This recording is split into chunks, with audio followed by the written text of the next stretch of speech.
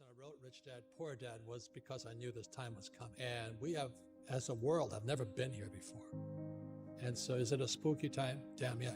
It is probably the most dangerous time ever. There's nothing to compare it to because there's never been a world economy before. For example, 100 years ago, if there was a stock market crash in England, it didn't affect anybody.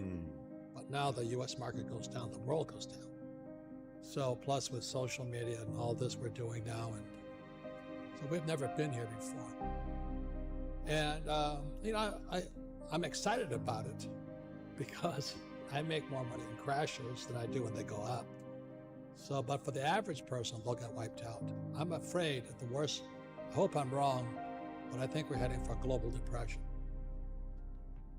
How does this play out for the average worker, Robert, for the small business owner? I mean, what does the next 3 months look like? Because it doesn't look pretty. I mean, people are already being laid off, made redundant. Businesses there's no cash flow in most of these businesses. How does that play out? Well, let me give one more stat, just to give you the size of it, okay?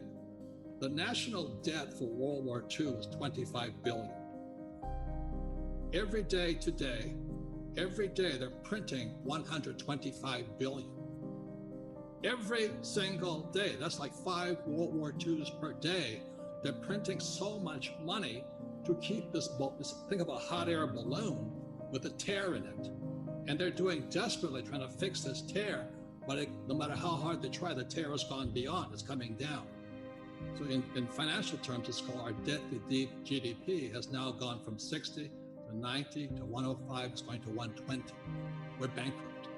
And they're going to print more and more money, which means savers are losers, just as I predicted. Your money is going to be worthless in a few years. So my message is the same as some of your other guests. This is metamorphosis time. Financial education, in Rich Dad's terms, is really financial transformation. And the definition of metamorphosis is very important. Metamorphosis, the definition is the evolution or the transformation from an immature form to an adult form. An immature form to an adult form. Metamorphosis is the same as a caterpillar turning into a butterfly. And Fuller always said there's nothing to predict a butterfly inside a caterpillar. So everybody listening right now, if you're struggling financially, just think of yourself as a little caterpillar. And this crisis is your cocoon. The question is, what do you emerge as? Do you emerge as a victim? The world did that to me, and the capitalists are crooks, and the rich are bastards, and all this stuff? Or do you say, oh, this is the best thing that ever happened to me? The same as my health. I am ground zero for the coronavirus. All that does is inspire me to get healthier. You're either going to get healthier and wealthier, or you're going to go bust. Your choice. It sits between your ears, your heart, your body, your mind, your spirit, your attitude.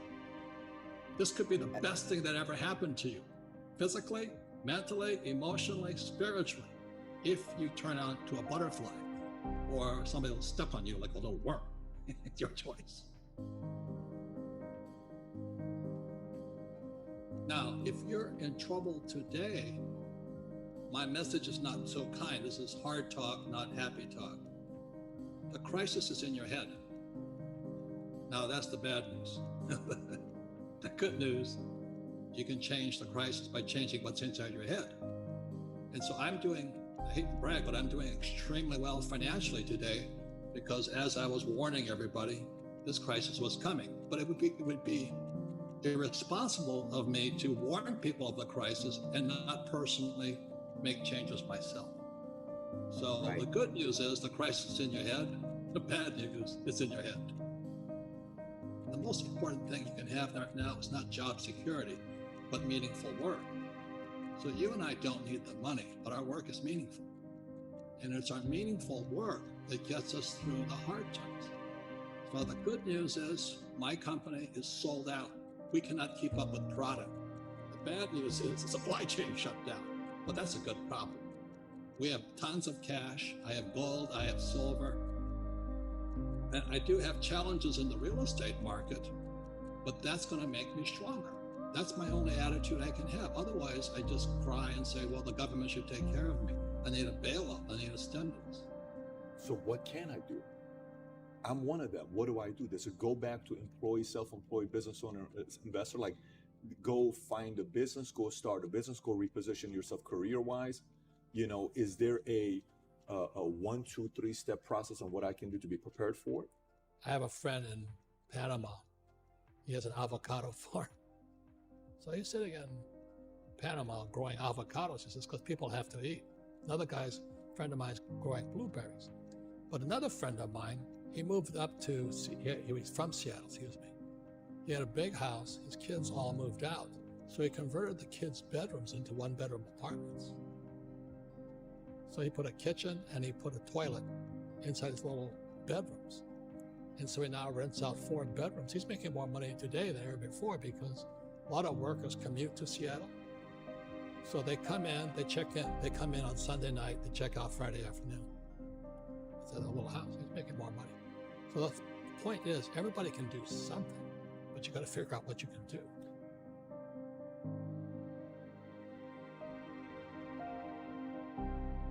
Well, the reason the rich don't work for money is number one expense is tax.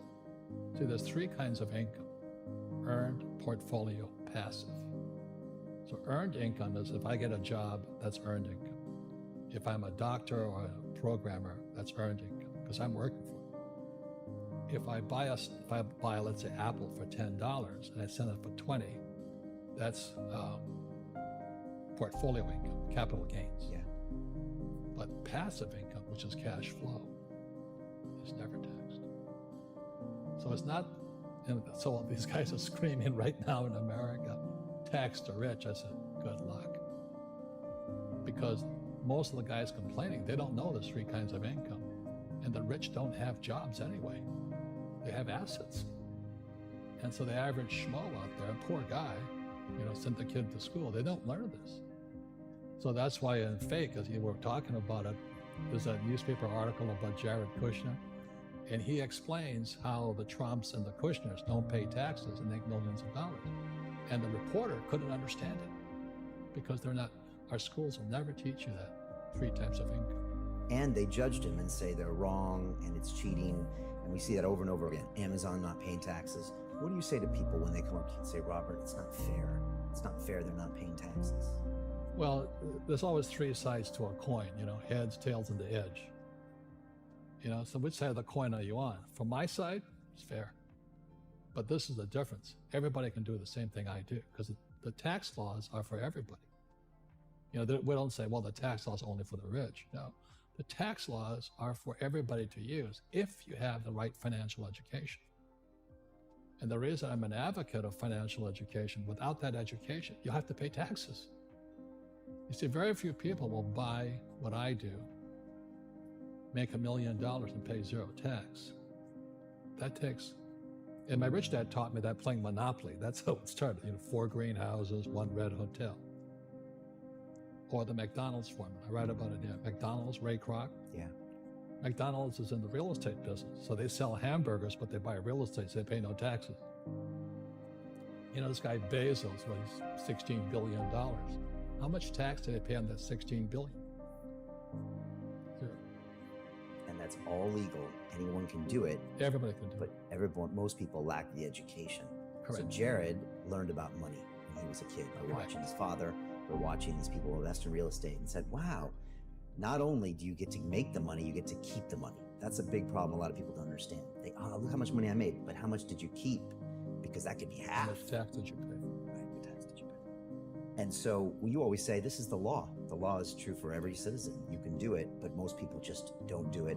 Sometimes, like you said, they don't have the education, but you need to have a plan if you're going to go do risky things.